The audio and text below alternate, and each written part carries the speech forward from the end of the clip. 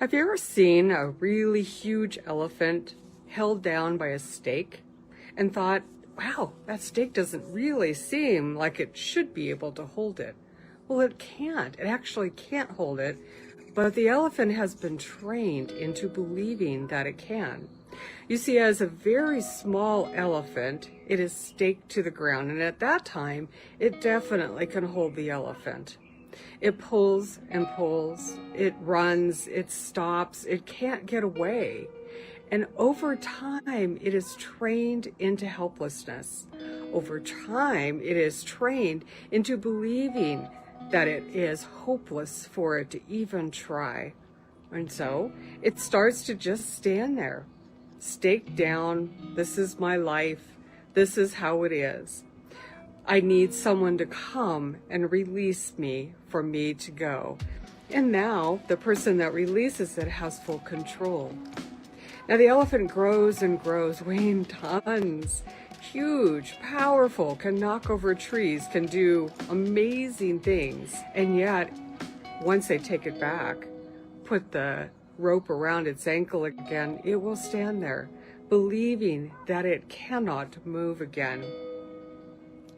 You know what? It is trained not to want more. It is trained not to be more, but it is more. Well, what stakes you down? Where have you been trained into helplessness, into hopelessness, into believing that you can't have more, that you aren't more than you want to be? You see, we live what we believe. We believe what we believe because we've been trained to believe it. It has been what we have taught, what we have thought, and now we're staked down. Now we just live out the life that we think we're allowed to have. I live out who I believe that I am, not who I truly am. So if I'm living out a staked down life, I'm really not being who God has called me to be. And that's where I want to address. What if those limits that you believe you have are like an elephant staked down? You could give one good tug and be free. Have you ever thought about that maybe there truly is more? So how do you know if you're staked down or if those limitations are real? You really can't give a tug and get free. Well, you can ask yourself, say to yourself, I can't, whatever your limitation is, because. Now, is that true? Is it really true? If the elephant were to say, I can't pull my leg free because I'm not strong enough, it's not true. If it were to say, I can't pull my leg free because this is just how my life is. This is how I'm always supposed to be. It's not true. So if you were to start saying, I can't be this, believe this, have this, think this, is it true? What if you took every single one of those thoughts captive to Christ? So let's think of a couple. I can't truly be loved because I am unworthy.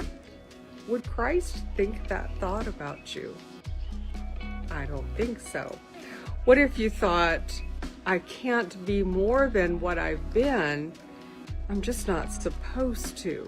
Is that true? Is that something Christ would think? Because personally, I think he's called you to be a lot more than you are, a lot more than all of us are. How did you come to believe that thought? You know, as children, we believe that we are less than. We aren't lovable. We're unworthy. We believe that we can never amount to more. And we believe those things because we're told them, because we're shown them, not because they're true. They stake us down and make our lives small. But Christ wouldn't think any of that about us, not any of it. And you shouldn't either. If you were to give a tug on one of those, you would pull clean away. For example, Christ thinks you're so significant that he died for you. In his mind, you are completely worthy to be his. He chose you. He called you. He died for you. You're His. So let's discover if freedom is waiting for you by challenging what's going on between your ears today. Really think through, why do I believe this? Is it true? Would Christ think it? Or is it just a staked down version of an elephant? Something that has kept me from being big, going big. It has kept me from living out who I am, the power that God has given me, the abilities, the talents, and maybe even kept me from becoming and fulfilling those talents and dreams. I'm here to say, give things a tug. Challenge everything.